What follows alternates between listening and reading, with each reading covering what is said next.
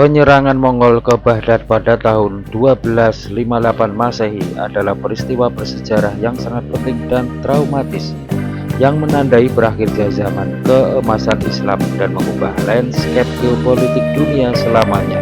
Kekaisaran Mongol yang ekspansif di bawah kepemimpinan Genghis Khan, bangsa Mongol berhasil menyatukan berbagai suku dan memulai ekspansi yang sangat cepat dan kejam. Pada era Hulagu Khan, cucu Genghis Khan, ambisi ekspansi berlanjut ke arah barat. Visi utamanya adalah menaklukkan segala kekuatan di wilayah tersebut, termasuk Kekhalifahan Abbasiyah. Kelemahan Kekhalifahan Abbasiyah. Di sisi lain, Kekhalifahan Abbasiyah di Baghdad yang pernah menjadi pusat ilmu pengetahuan dan kekuatan dunia sedang berada dalam kondisi yang sangat lemah. Kekuasaan yang tersentralisasi secara semu. Kekhalifahan pada saat itu Al-Mu'tasim Billah lebih merupakan figur simbolis. Kekuatan politik dan militer sesungguhnya dipegang oleh para jenderal dan penguasa lokal. Konflik internal, terjadi persaingan dan perpecahan antara faksi-faksi politik dan militer di dalam istana. Kekuatan militer yang menurun. Kekhalifahan terlalu meremehkan ancaman Mongol dan mengandalkan reputasi masa lalu, bukan kekuatan militer yang nyata. Alasan Hulagu Khan menyerang Baghdad. Kepatuhan kepada perintah. Hulagu diperintahkan oleh saudaranya Mongke Khan, yaitu Khan Agung keempat, untuk menaklukkan wilayah Islam di barat. Alasan strategis. Menaklukkan Baghdad berarti menghancurkan pusat kekuatan Islam terakhir di wilayah itu dan mengamankan flank atau sayap untuk serangan lebih lanjut ke Suriah dan Mesir. Alasan pribadi.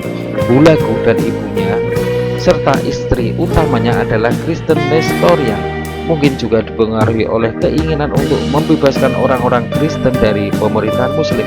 Meskipun motif agama bukanlah yang utama, motif utamanya tetap imperialisme Mongol. Kronologi penyerangan pada Januari sampai Februari 1258 Masehi. Pergerakan awal, Hulagu memimpin pasukan besar diperkirakan antara 100.000 sampai 150.000 tentara menuju Baghdad. Dia juga mendapat dukungan dari pasukan Kristen Armenia dan Georgia yang ingin membalas dendam pada kekhalifahan. Permintaan menyerah. Sebelum menyerang, Hulagu mengirim utusan kepada Khalifah Al-Mu'tasim, memintanya untuk menyerahkan kota tanpa perlawanan. Khalifah menolak dan bahkan mengancam Hulagu dengan murka Tuhan. Ini adalah kesalahan strategis yang fatal karena Khalifah tidak memiliki kekuatan militer untuk mendukung ancamannya. Pengepungan. Pasukan Mongol tiba di gerbang Baghdad pada akhir Januari 1258 Masehi. Mereka dengan cepat mengalahkan pasukan Abbasiyah yang dikirim untuk menghadang mereka di luar kota. Mongol lalu mengepung kota dan membangun tembok, parit, dan mesin pengepung di sekelilingnya. Penghancuran tembok dan jaringan irigasi. Mongol adalah ahli dalam teknik pengepungan. Mereka menggunakan panah berapi dan ketapel untuk melemahkan pertahanan.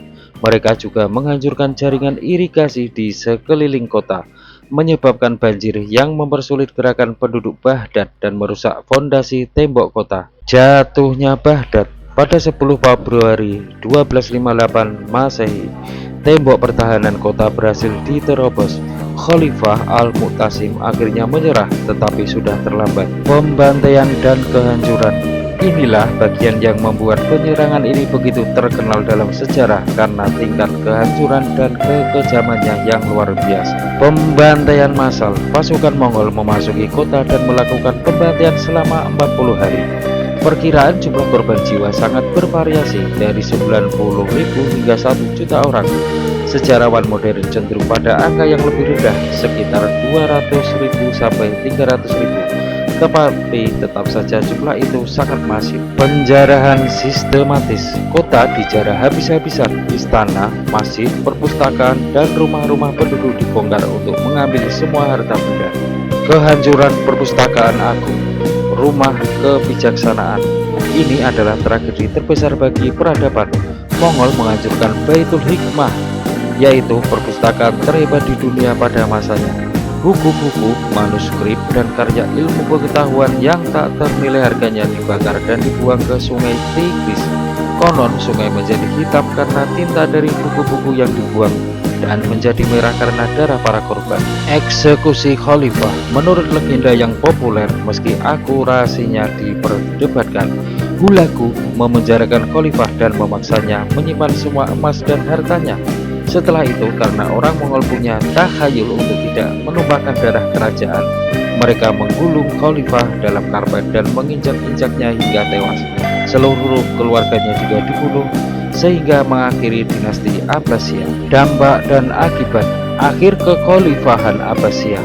Peristiwa ini secara resmi mengakhiri kekhalifahan yang telah berkuasa selama lebih dari 500 tahun.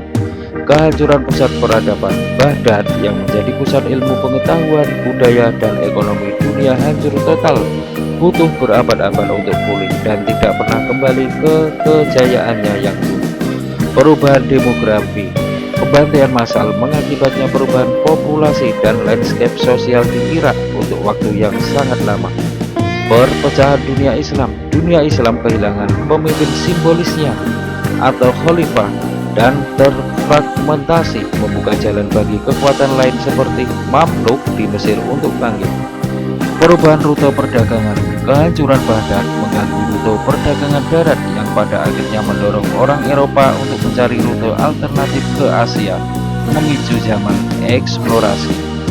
Akhir ekspansi Mongol. Kekalahan Mongol oleh Mamluk di pertempuran Ain Jalut pada 1260 Masehi menghentikan ekspansi mereka ke barat dan menjadi pukulan besar pertama yang tidak terpulihkan bagi kekaisaran mereka. Penyerangan Mongol ke Baghdad bukan sekedar perang biasa. Peristiwa ini adalah titik balik sejarah yang dramatis.